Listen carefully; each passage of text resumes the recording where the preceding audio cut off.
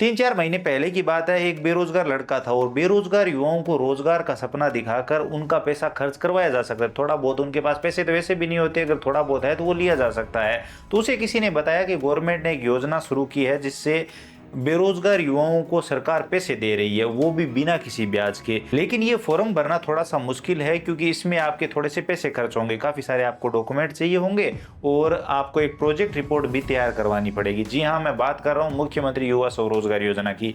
तो वो फॉर्म भरवाने के लिए ई मित्र धारकों के पास गया तो फॉर्म भी काफ़ी बड़ा और काफ़ी परेशानियाँ आ रही थी फॉर्म में। तो ई मित्र धारक भी फॉर्मों के ज़्यादा रुपये मांग रहे थे।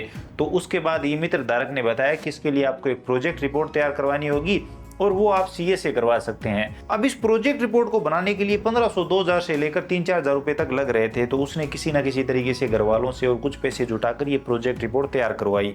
3500 रुपए का उसने खर्चा किया क्योंकि ई मित्र धारकों ने कह दिया था कि बिना प्रोजेक्ट रिपोर्ट के तो फॉर्म अप्रूव ही नहीं होगा, फॉर्म पास नहीं होगा तो पैसा नहीं मिलेगा। इसके साथ उसे कहा गया कि आपको मूल निवास भी बनवाना होगा, तो उसने मूल निवास भी नया बनवाया। इसके अलावा और भी डॉक्यूमेंट तैयार किए और ई मित्र धारक से फॉर्म भरवाया और प्रोजेक्ट रिपोर्ट सही थी, बाकी डॉक्यूमेंट सही थे, तो उसका फॉर्म भी अप्रूव हो गया। फॉर्म अप्रूव होने के बाद वो हंसी खुशी बैंक में गया ई मित्र धारक से सर्टिफिकेट लेकर।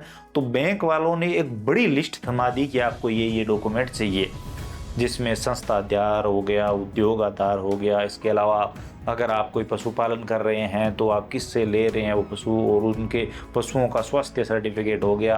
और ऐसे ऐसे डॉक्यूमेंट बताए जो उसके लिए बना पाना इतना आसान नहीं था। फिर भी वो डॉक्यूमेंट बनाने में जुट गया, हार नहीं मानी। 3 से 4 हजार रुपये उसका ऑलरेडी खर्चा हो चुका था और उसके बाद भी वो डॉक्यूमेंट बनाने के लिए तैयार हो गया। अब जो बैंक वालों ने बताए थे उसमें से काफ़ी सारे डॉक्यूमेंट उसने तैयार भी करवा लिए, लेकिन इसके बावजूद अंत में किसी ना किसी वजह से उसका फॉर्म अटक जाता और उसको पैसे नहीं मिलते और अभी तक उसे पैसे नहीं मिले हैं।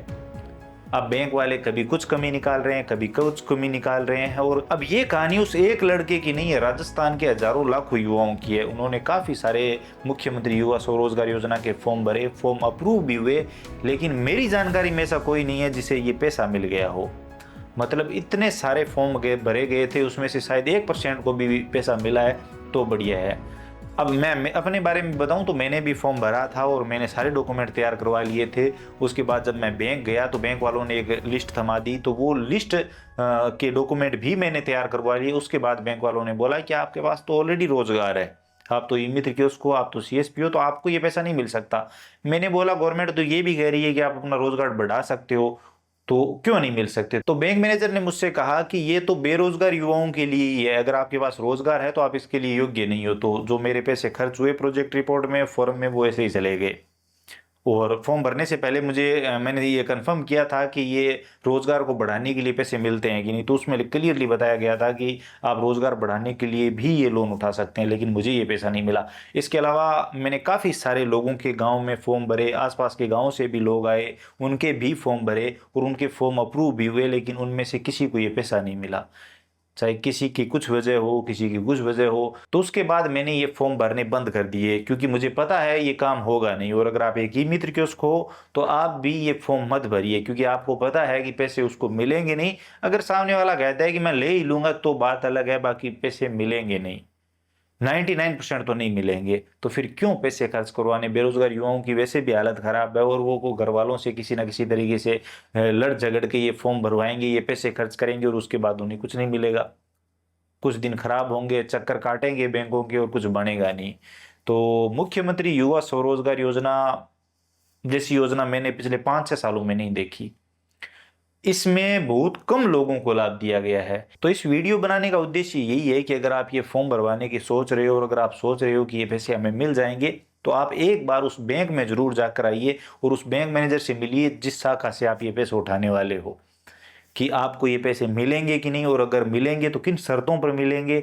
इसके अलावा आपको कौन कौन से डॉक्यूमेंट तैयार करने होंगे। और बैंक वाले जो भी डॉक्यूमेंट बताते हैं वो डॉक्यूमेंट आप पहले तैयार करवाइए, बैंक में वेरिफिकेशन करवाइए, उसके बाद आप फॉर्म भरवाइए। बाकी अगर आप एक ई मित्र कियोस्क है, अगर आपने मुख्यमंत्री युवा स्वरोजगार योजना के काफी सारे फॉर्म भरे हैं, अगर आप एक युवा है, अगर आपने अपना फॉर्म भरा है, तो आपको पैसा मिला है कि नहीं कमेंट सेक्शन में जरूर बताइए। आप सभी का एक एक कमेंट आज महत्वपूर्ण है, ये कमेंट आगे जाने वाला है। तो आपको ये पैसा मिला है कि नहीं, नहीं मिला है तो किन वजहों से नहीं मिला है, और अगर मिल गया है तो भी आप कमेंट सेक्शन में बताइए, और इस योजना के बारे में आपकी क्या राय है वो भी कमेंट सेक्शन में जरूर बताइए। बाकी वीडियो में आप कमेंट करते हैं नहीं करते हैं, लेकिन इस वीडियो में कमेंट जरूर करिए। बाकी अगर आपको ये वीडियो इन्फॉर्मेटिव लगा है तो लाइक करिए, अपने दोस्तों के साथ शेयर करिए, चैनल पर नए हो तो सब्सक्राइब करके बेल आइकन प्रेस कर लीजिए ताकि आने वाले सभी वीडियो और नई नई अपडेट आप सबसे पहले देख पाएं।